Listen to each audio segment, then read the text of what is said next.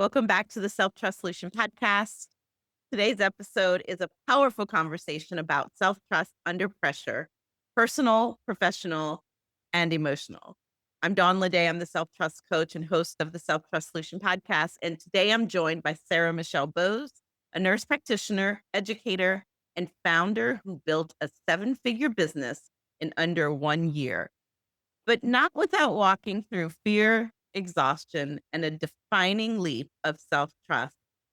Sarah's story spans entrepreneurship, healthcare, leadership, motherhood, mental health advocacy, and philanthropy. She shares honestly about the season when she kept a full time job while building her business, not because it was aligned, but because it felt responsible, and what happened when she finally trusted herself enough to go all in.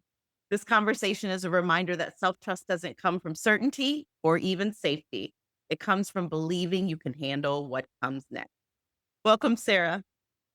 Thank you so much. I love sharing about my story in the most humble way possible, just in hopes of helping other people rewrite the narratives around their own stories and their own lives, because my life is so drastically different than it was even 5 years ago. Wow. Yeah. So tell us a little bit about those early days. So when I first started SMMP, which just stands for Sarah Michelle MP Reviews, so this was a nurse practitioner test prep brand, it really kind of came out of my own pain and my own needs. And so as I was preparing for my own family nurse practitioner exam during COVID, number one, the world had never been so uncertain in my life. Like we have literally COVID going on and everything is shut down, and I'm trying to prepare for this exam. And what was happening with the review courses is it used to be this like 2-day in-person lecture style experience. Mhm. And then all of that pivoted online overnight because of COVID. And it really just didn't hit in the same way. And I also, because of everything going on, I would show up to take my exam and the testing center would be closed. And you would never know when you were actually going to do this thing. So you have all this anticipation build up. And so I already had like a lot of anxiety at a baseline. And now I have this like COVID anxiety and uncertainty on top of it. And what I found was this gap in the market of there were no review courses speaking to that experience. And I was like, there's no way it's like just me feeling this big mega anxiety about taking my exam. And right after I passed my own exam, I really like wanted to like kick myself a bit because I had spent thousands of dollars. I had done basically every review course out there. And what I was really searching for wasn't the clinical content, it was the confidence in myself. Mm. And there was even one review at the time that was like, "Test anxiety doesn't exist. If you fail, it's on you." And I'm just like, I feel like it has to be different, and I just wanna, like, try it out. I'm gonna put some stuff out there, and, I mean, I literally, like, had the idea on a Sunday. By the following Sunday, I had released the first iteration of my test anxiety and content course, and what I found is there were thousands of people who felt just like I did and immediately felt seen, heard, and validated in their own anxiety experiences. And they were like, okay, like I trust you as my guide, which for me was a really bizarre and weird experience because in my brain, I'm like, well, I'm a 1 day old nurse practitioner. Like, I just passed this exam, but all of you all have this belief in me. And that was really cool and incredible, but it was also very intimidating too. Yeah. Yeah, 'cause sometimes it does go that way, right? Like if we're not believing in ourselves, sometimes other people see it in us before we do. And I think that's Yeah. really powerful. My But husband definitely does that with me, which I always appreciate. He was like, "I always knew you were gonna do big things." And, like, some people say that and it's cliche, and mm, he says it and he always genuinely means it, and I mean, like, he means it to the point that I think it was 3 months into my business when he quit his job, but it took me way longer to quit my job, but he already, like, believed in me and he mm, believed in the business and he knew what we could and ideally would do one day, so wow, that's amazing. I think it's important too to note that that message that was out there, like if you don't pass it, it's on you kind of thing mm, where, you know, we kind of are gaslighting yes. people in the middle of something that is hard to name because it's new. And it's so beautiful that you recognize the need. And I think that matters. Sometimes comes before belief in that Mhm. way. You saw a gap in service to people because you experienced it yourself, and then you found a way to fill it, and that's sort of the idea of where innovation comes Mm. from, right? Is identifying those gaps and not having the certainty of how it's going to turn out. Well, I also think too, like, when you're on the outside of a big exam like this, like, you don't understand really what a big deal it is. Mm, But I always like to contextualize for people, you spent years in school to become a nurse practitioner. You spent thousands, tens of thousands of dollars to get this degree. And if you don't pass, you never get to use any of that. And so it just amplifies that anxiety and it makes it super high stakes. And like, is it life or death? No, but it kind of like feels that way in the moment a little bit. yeah. So at what point you've started this business, it almost immediately takes off because there's a real need for it. And yet you're still in your job. You mentioned your husband has a belief. He laughed earlier, but you're still there. At what point did you realize that you weren't staying because it was wise or strategic, but just because it felt safer or because there was fear? At what point did you realize that? I actually got that first inkling when I started doing some business coaching. Mm, So between May, the end of May is when I started my business. In November, I had made about 250 grand, which was just like this crazy, surreal, like whirlwind experience. But I was completely inundated and overwhelmed by my business because I'm the only person doing this and I'm working a full time job. And so I was like, maybe I'll hire a business coach. Like that sounds like something that people do. And l the first call, she was like, "What do you mean you're still working?" She's like, "You have made, like, 4 times what you're making in your full-time job already in this business, like, why are you not riding this thing like a rocket ship and seeing how far it can go?" Because she was kind of having that conversation to me about capacity of, like, mm, if you took the capacity you're spending on this full-time job and spent that on your business, it's gonna grow like crazy, like, it has to. But I didn't really have that same belief, and I didn't really have the trust, like, for me, I was kind of in this whiplash of this feels like an overnight success, and that's not an experience I ever anticipated having, number 1, but number 2, I think the question I was always up against is, like, how long does this last? when's Like, the other shoe gonna drop? when's the shoe gonna drop? Yeah. Where's the plateau? I Mhm. was like, this just like this doesn't even make any sense that this is happening to me. And like this is really cool, but this has got to be like a stint in time, not a continual thing. And so I actually decided not only was I working a full-time job and trying to run this business by myself, I also wanted to go back to school because school had kind of been like my routine and my thing that I did. Like I got my bachelor's and I got my master's in nursing education, and then I got my postmaster's to be a nurse practitioner by the time I was 25. And so I was like, how do I make myself even more credible in this space? Like it's got to be a terminal degree, it's got to be a doctoral degree. And that business coach was like, no.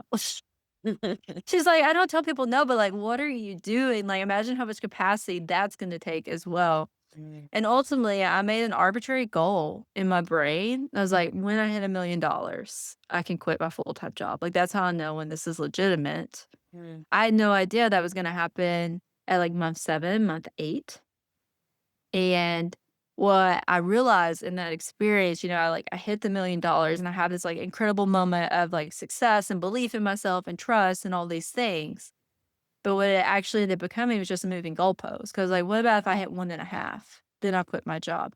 But then when I realized that that was what was going to happen, I was like, I just have to take the leap and I have to see what's going to happen with this thing. And I was really like, I am so grateful to have had that business coach and continually had that push. And she had to like warm me up to doing it yeah. because I would have just kept moving the goalpost. Mm.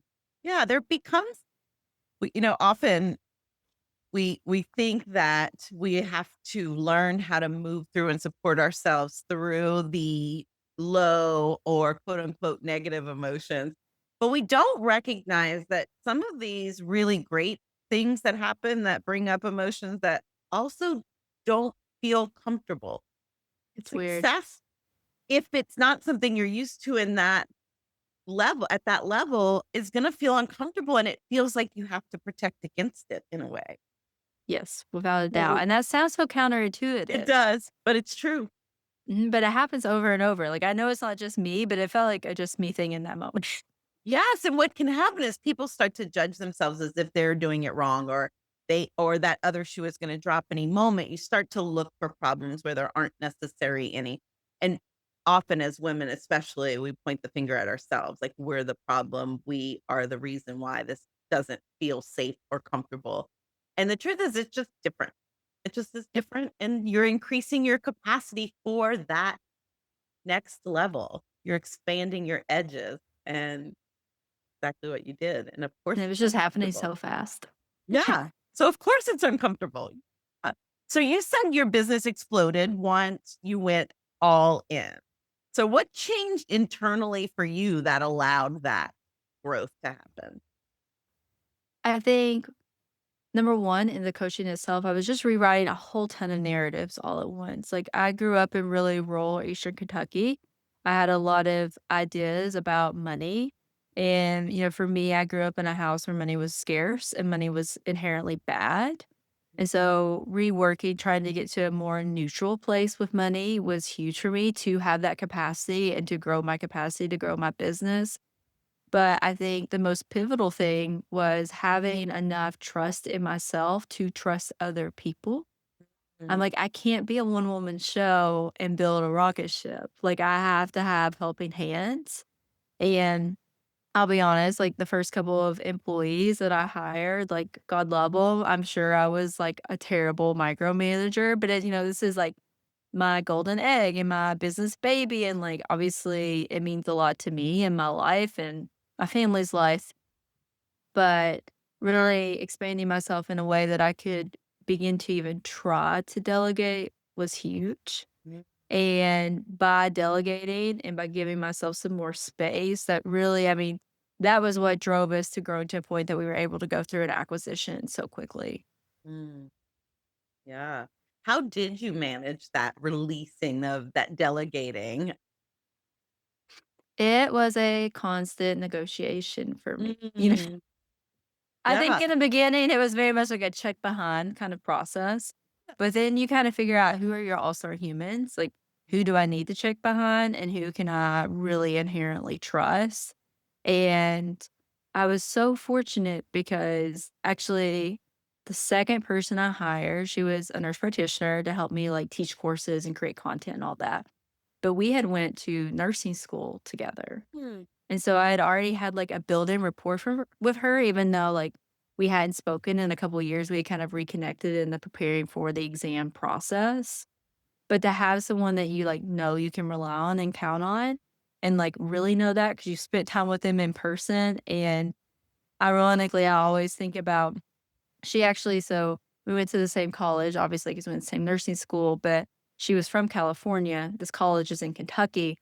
And so I used to watch her rabbit over, like, Christmas breaks and fall breaks and different stuff when she would go home. So, like, we just had, like, a different, like, viewpoint and perspective of each other. Like, I felt like we really knew each other to be able to build upon the relationship that we had to, like, grow it into something really cool. But also I think as I delegated, I really saw, like, who believes in this vision with me, and that really, like, fed me, be like, "Oh, like, these people are dreaming with me, and these people are excited with me," and that was a really cool experience I don't think I anticipated.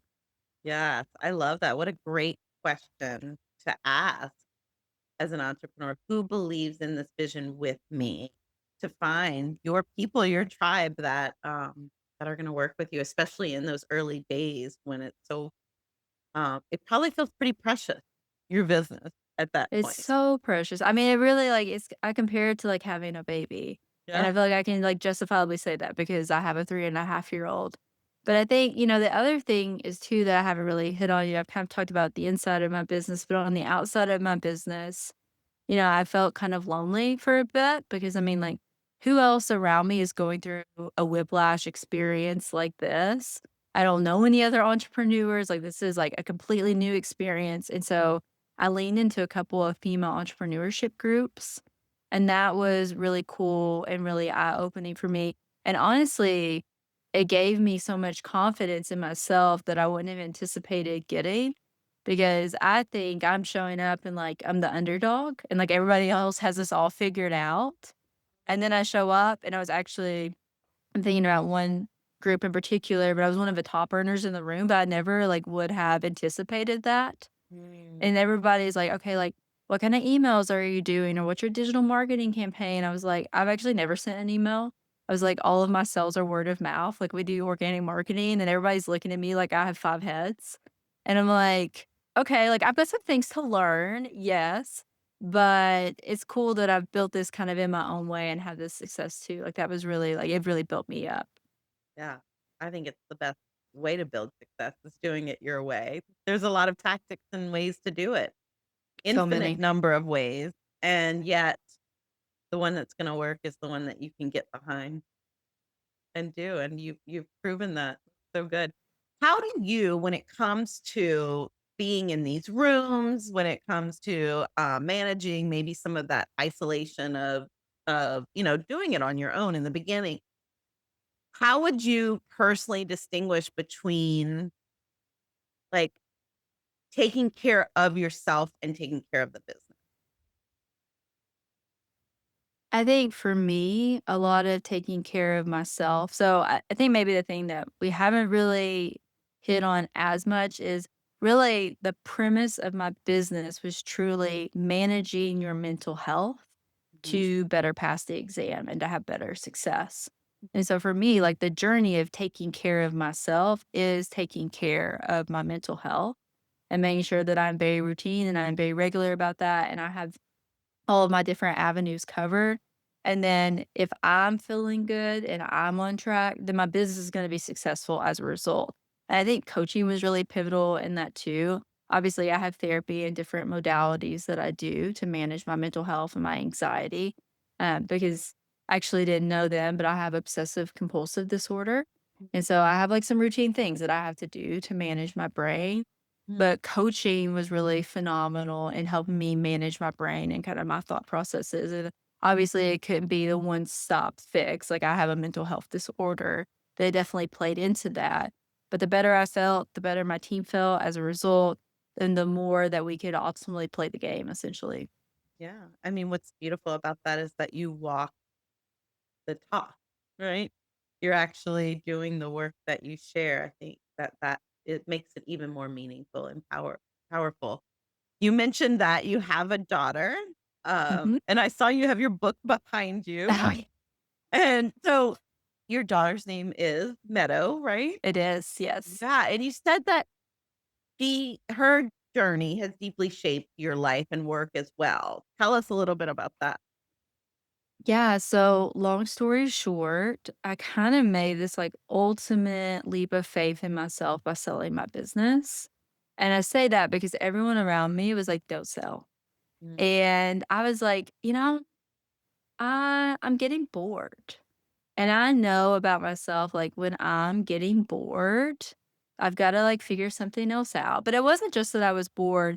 I really felt like in some ways I was bottlenecking my business because, as this test prep service grew larger and larger, we have much higher software demands and we have very unique needs. And we were kind of literally breaking every third party software that we touched.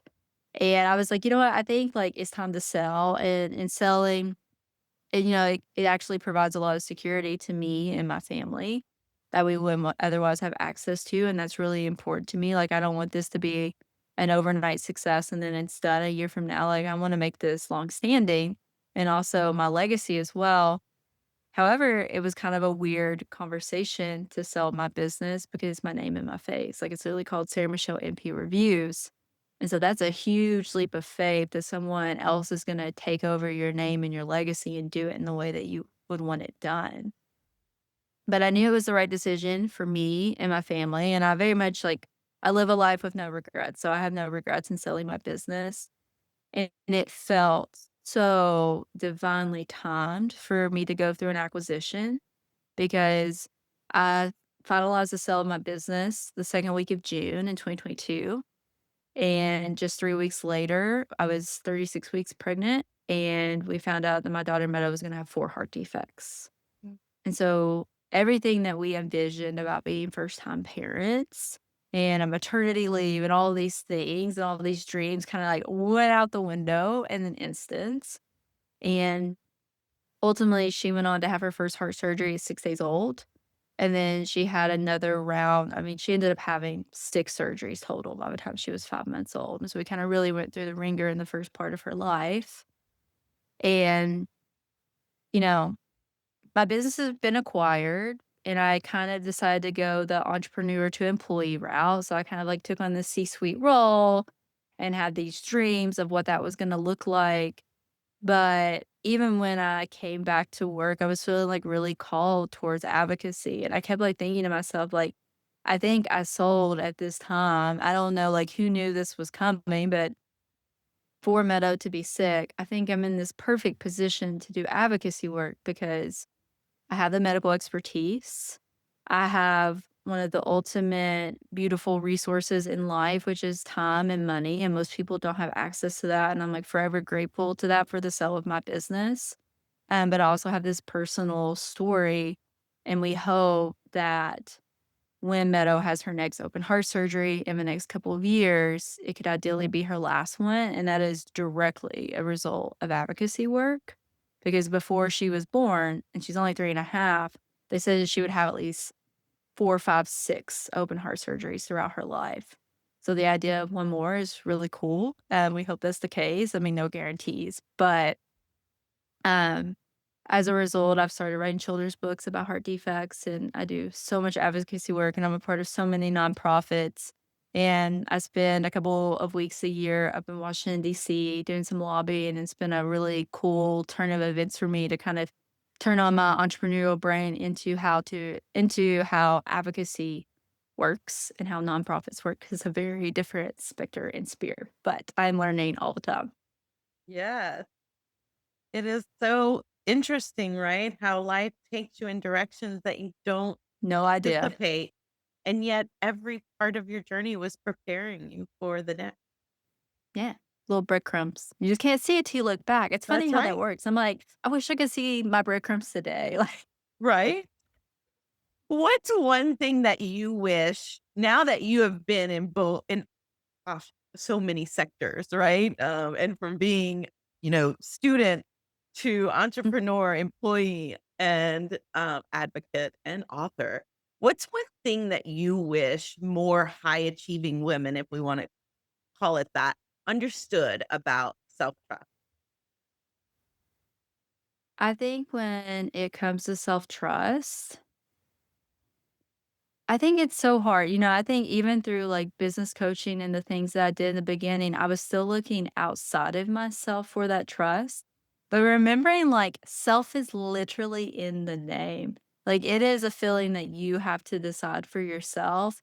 And I think self-trust really comes from, for me, a lens of, like, redefining success.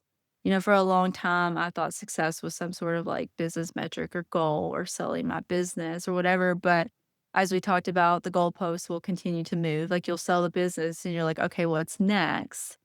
Um, but I kind of had a big leap of self-trust last year in the sense that I left my previous business, and I didn't know exactly what was gonna be next. I just knew, like, being an employee wasn't my thing. But that decision for me came from redefining success, and I was like, success for me looks like feeling peace in my body and getting to choose my schedule. That's really important to me, and having flexibility because I wanna be able to show up and be a present mom. And I think the more that you can ask yourself some really, like, targeted questions of what does success look like for me, you can figure out what self-trust also looks like for you. Yeah. And it just shows that it really is working on the internal relationship you have with yourself.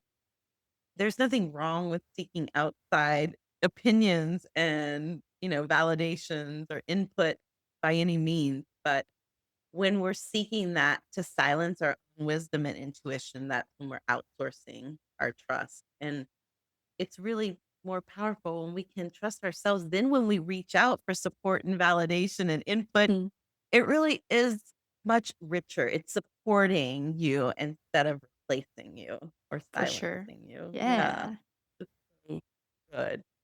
So what would you say? You mentioned you wish you could see the breadcrumbs. What would you tell yourself, like, that was just starting out on this journey?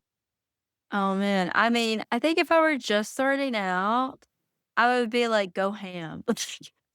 Why are you still working this job? What are you doing? Don't even think about going back to school. Like, drop everything you're doing and run as hard and fast as you can at this thing.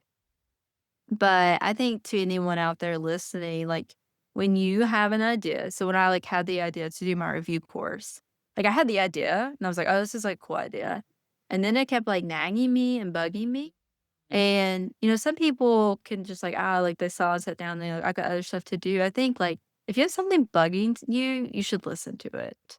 And I think, like, that's a breadcrumb in and of itself. 100%. It's there for a reason, and it's not going away for a reason. I'm like, "Leave me alone. Why am I waking up at 3 a.m. thinking about an anxiety review course?" I was like, "I guess I I'll just do know. it." I know. My book, Trust, Surrender, Obey, it was just reflections that I was collecting for myself, and I just kept getting this nagging, like, "That needs to be a book. It needs to be a book." Ooh. For an author? My children's book is the same way. I was like, "This has to be a book." And I had lots of thoughts about it because it was like, I don't want my daughter's heart defect to be her identity by a long shot. Right?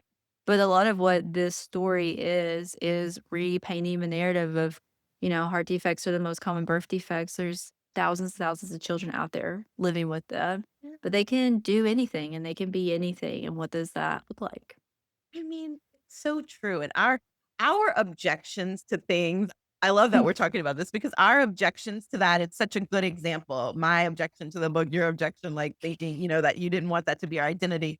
It's so, um, myopic Mm. because the truth is, I mean, the people it's touching, the Yeah, awareness, it's a really cool opportunity. the the that it's celebrating her. I mean, there's so many ways that it makes such a big difference, and when we're so focused on just, like, one version of why we don't want to, we miss out on that, but thank goodness neither one of us listened to that.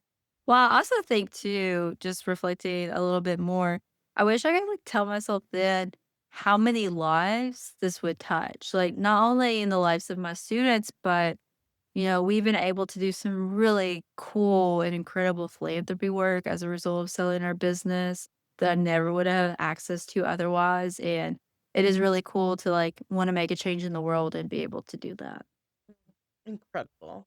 Sarah, thank you so much for sharing your story so honestly. What stands out to me is that self-trust didn't show up as certainty or confidence. It No showed up as a certainty. yeah, it showed up as a willingness to believe in yourself enough, just enough to listen to the husband, to the coach, to the The friend. people pulling me along. Exactly, and then respond to what came next, and not to let that, that nagging, or pull towards, to not let it go unnoticed and unlistened Yeah. to.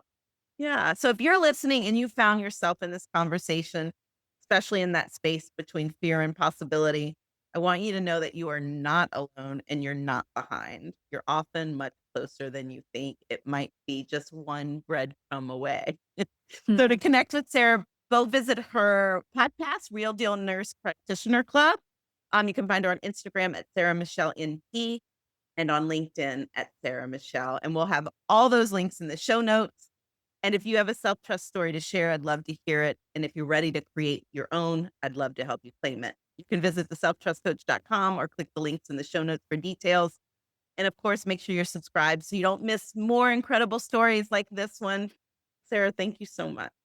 Thank you so much. I appreciate your time.